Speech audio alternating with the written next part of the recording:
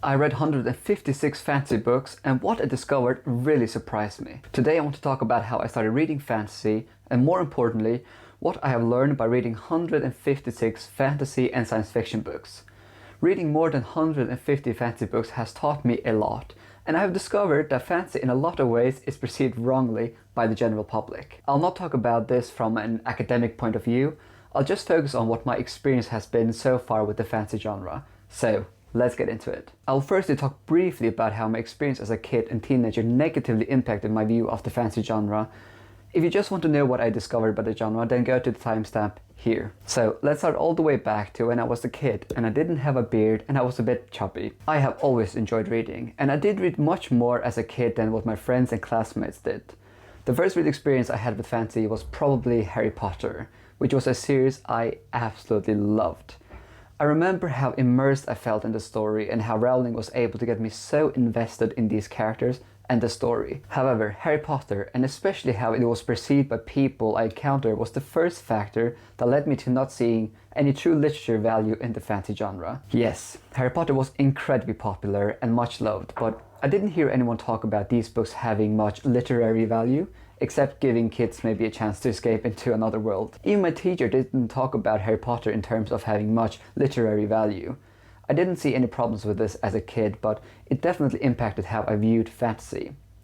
People would say that Harry Potter was great because it encouraged kids to read, but that was about it. Secondly, during my time in primary and secondary school, we never really analyzed fantasy or science fiction stories. We always focused on the so-called classics, which was the second reason why I didn't really think fantasy had much of literary value to offer. Thirdly, people around me generally wouldn't think that avid fantasy readers gained much from reading, except maybe strengthening their vocabulary. People around me didn't think there was anything wrong with reading fantasy books, but reading fantasy was never praised for being a genre that was worth reading for its themes or its deeper meanings. Fourth and lastly, I have always had the general impression that fantasy is looked down upon by academics. For example, if you look at this list of 100 must-read classics, only 7 of these books are fantasy, or 10 if you consider 1984, The Handmaid's Tale and Frankenstein as being sci-fi and fantasy. So these 4 factors: how Harry Potter was perceived, which stories we analyzed in school, how people around me talked about fantasy, and how academics generally seem to have a neutral or negative view of fantasy, made me believe that fantasy mainly serves the purpose of helping the readers escape from reality and strengthen their vocabulary. And still to this day, I sometimes do not feel that proud of telling people that I'm a massive fantasy fan, because I'm worried that they might see me as a massive nerd. Fortunately, it doesn't bother me that much anymore, but it's still something that I still struggle with. But as an adult, I have rediscovered my love for reading, and I have been binging fantasy now for almost 3 years. So, what have I discovered? Firstly, what really surprised me about fantasy is how a lot of fantasy books deal with really deep and meaningful themes. There are probably no genre out there that is able to analyze themes in such unique and interesting ways. For example, The Sword of Kagan analyzes the impact of war on society in a way that I have never seen before.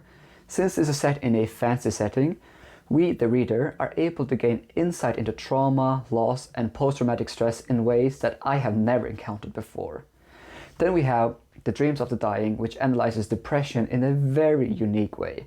The reader gets insights into how depression makes it incredibly challenging or near impossible to actually continue with life when you're struggling with depression. Then we have Narnia, that is able to make Christian beliefs easy to understand by utilizing a fantasy setting and fantastical creatures such as fauns and witches.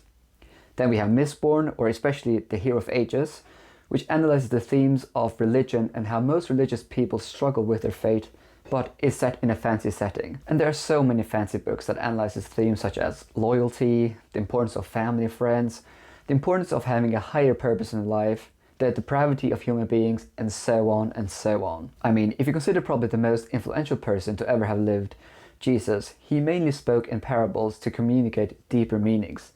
And similarly, fantasy books convey deeper truths or themes by using fantastical settings and fictional characters, which is incredibly effective because this allows us to see these themes or truths in ways we have never seen before. And that is probably what has surprised me the most about the fantasy genre.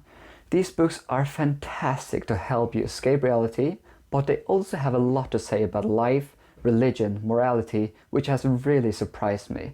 And actually, since the author is able to craft a world where he or she decides a rule, we get to see some themes being analyzed in a very unique way that other genres just cannot offer. So it has really surprised me to see how fantasy actually does not only have a bit, but it has a lot of literary value. Secondly, fantasy is probably the most creative genre I have ever come across.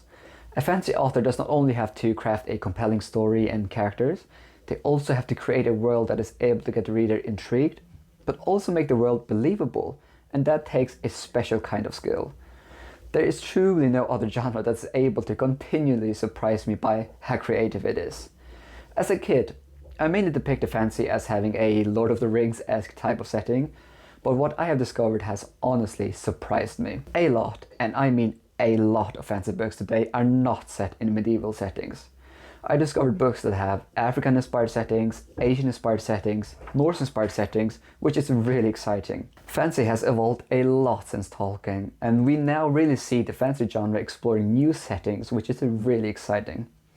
However, it was The Dark Tower by Stephen King that really opened my eyes to how creative this genre actually is. The Dark Tower does something that I have never encountered in literature before. I won't spoil anything, but The Dark Tower is definitely one of the most creative series I have ever come across in my life.